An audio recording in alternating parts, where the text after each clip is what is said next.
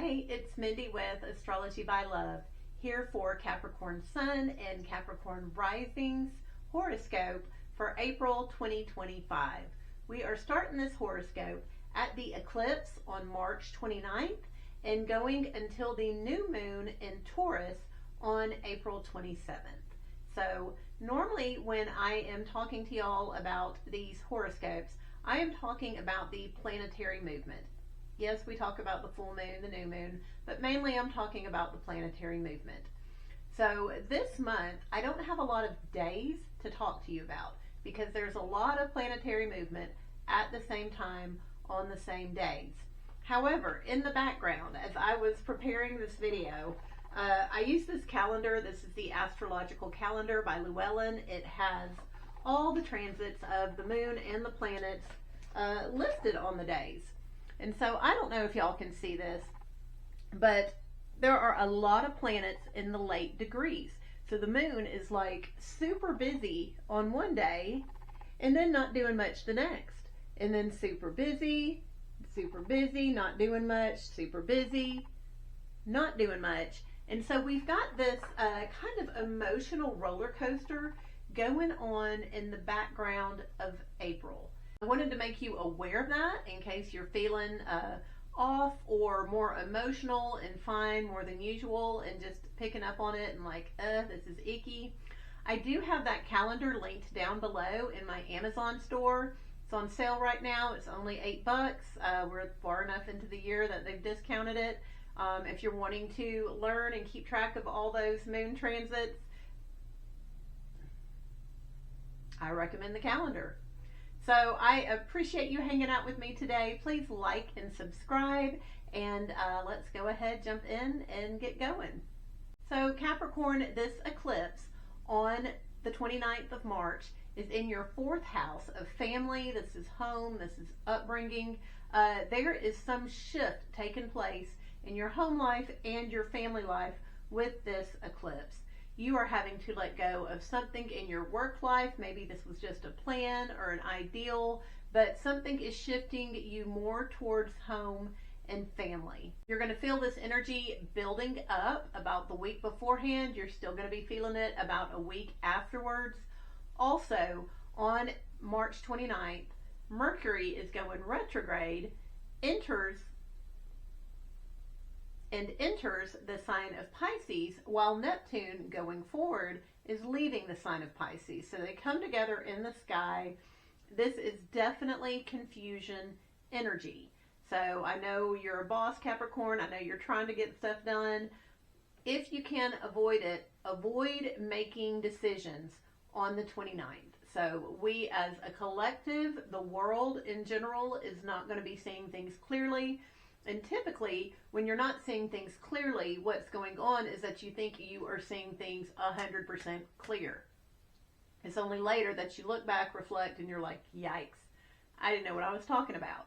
So keep that in mind. That energy is going on the same day as the eclipse. Then on March 30th, Neptune moves into the sign of Aries. This is your 4th house. This is family. Family life ruled by the sign of Aries is very much an alpha energy. There may have been a lot of fighting in your home growing up, impulsive, thinking about me, wanting to do what I want type of energy. These are leaders. These are folks in charge. This is not a little fuzzy, wuzzy, warm, little home. With Neptune moving in, it's going to get a little bit fuzzy, a little bit wuzzy. So this is a softer, gentler energy. Someone in your family, someone from your past, from your roots and upbringing may become passionate about spirituality. Neptune's going to be there for the next 13 years. So this is a pretty heavy shift. You'll probably be feeling it, Capricorn, but that takes place on March 30th. Then on April 4th, Mars trines Saturn. This is a friendly relationship. Saturn sextiles Uranus, and Mars sextiles Uranus. All this energy is going on April 4th. When Mars and Saturn make a friendly connection, like they're going to on April 4th, this is very much being energized to stick to a plan, have dedication, forethought, do the right thing, follow along the correct path. This is, beautiful. Let's accomplish things in an orderly fashion type of energy. However, Uranus is in the mix. Uranus likes chaos. Uranus just likes to throw a bomb in it just to see what will happen and then, take a nap. This is very much rebellion energy in the middle of practicality. Needless to say, there's going to be some drama on April 4th. So this drama in your personal life, Capricorn, is going to be playing out your 3rd, 5th, and 7th house. So this 3rd house is siblings. It's your neighbors, the community around you. There's been some kind of restriction or structure going on there, a restructuring. Uranus has been in your 5th house of kiddos and creative projects. Your kids have just been bonkers these past several years. Hard to keep up with them, whether they're coming or going. And Mars is in your 7th house. So your spouse has been giving you a little bit of heck recently these past few months, easily triggered. Hopefully you've been transmuting that energy into the bedroom and not fighting. But these areas of your life are going to be affected by all these planets on April 4th. So this is the community, siblings, kiddos, creative projects, long-term partners, and like I said, a lot's going on April 4th. Then on April 6th, it is a good day. The sun is sextiling Jupiter. Men are being generous, they're being protective, they're very communicative that day. Also on that day, Venus and Mars are trining. So these are the planets of the lovers. We are getting along with the opposite sex. This is very much romantic, over-the-top energy. Wonderful date night. Go on a date April 6th, Capricorn. This energy is between your 3rd house, the community, neighbors, siblings, and the 7th house. You may want to take your spouse on a date, on a picnic to the park. The sun is in your 4th house of home, family, and upbringing, with Jupiter in your 6th house of daily routines. So this may be someone, a man in your family, helping you out, getting stuff done, as well as just romantic time out in the community with your long-term partner. On April 7th, Mercury stands still in the sky. It's been going retrograde. It's going to stand still and start moving forward. So when Mercury stands still in the sky, traffic's normally pretty rough that day. Our technology may not be working well. It's easy to miscommunicate. Also, on April 7th, Venus and Saturn are together in the sky. This is a very much contract energy, also confusion. So if you don't have to sign a contract, don't sign it that day, but the energy is there. You may need to sign something, so don't just double check. Triple check on this day. All this energy is in the sign of Pisces, which is your 3rd house, community, neighbors. This is also short trips, so if you're buying a car that day, just dot I's, cross T's, read the contract, Capricorn. Then on April 12th, we have a beautiful full moon in your 10th house of career, Capricorn. So this is a full moon in Libra. It is in line with the star Spica. Spica is a beautiful star. So this is a star of luck, abundance, joy. This full moon is bringing something beautiful to fruition in your 10th house of career and legacy, Capricorn. So definitely enjoy this moon, whatever you've been working on at work. This is just going to be like a good job, way to go. Also on April 12th, Venus has been going retrograde in the sky, and it stands still and starts to move forward. So Venus has been in that 3rd house as well. So this is siblings, neighbors, community. If there's been any frustrations around neighbors, community, siblings, basic learning, car trips, things like that, that energy is going to start to smooth out as Venus moves forward. Then on April 16th, Mercury moves into the sign of Aries. This is your 4th house of upbringing and family. With Mercury there, there's definitely some conversations taking place in the home.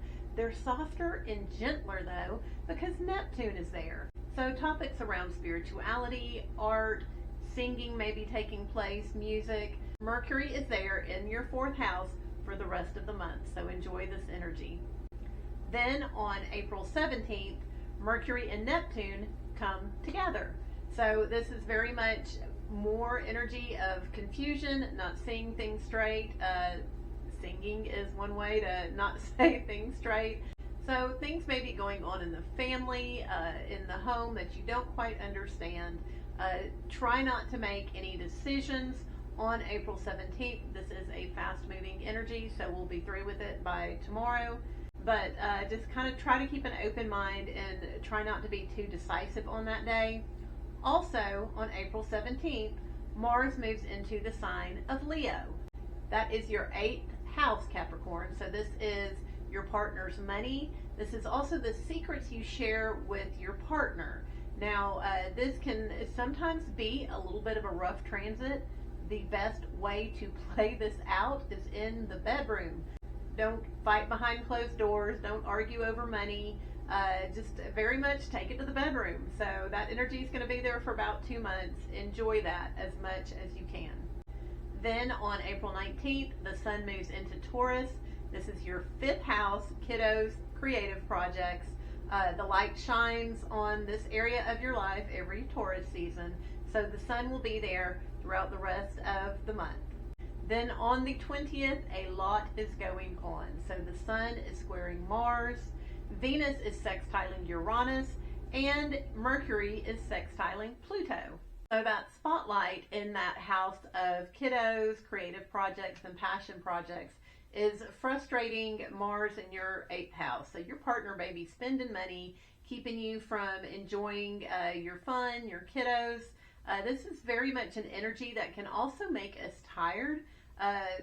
Take a nap that day if you can. I think April 20th is going to be official nap day.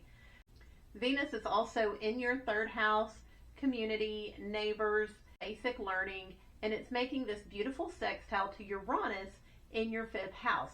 So you may have a neighbor show up and want to hang out with you and your kids, help you with your projects, do whatever you want to do. That energy's there on April 20th. And Mercury in your 4th house of home and upbringing is sextiling Pluto in your house of finances. So some kind of communications in the home, this may be kids in the home, is causing you to focus and re-energize your financial world.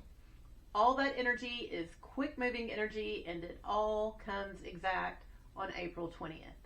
Then on April 23rd, the sun in your 5th house of creative projects and kiddos makes a square to Pluto.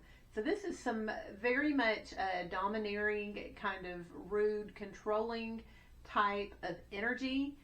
It's between, like I said, this could be your kiddos' creative projects and focusing on the finances. This is a quick moving energy. It's not a very pleasant one, but we'll be through with it by the 24th. Then on the 24th, Venus and Saturn come together. Again, this is your 3rd house, so this is your community. When Venus and Saturn come together, this is very much like a financial contract sort of energy. So if you didn't sign it earlier in the month, it may be coming around right now for you to look at it. When Venus and Saturn are together, the energy really likes for us to have high standards, discriminating taste, to have high morals, high ethics. This is holding your boundaries, saying what you want and getting it. That energy's on April 24th.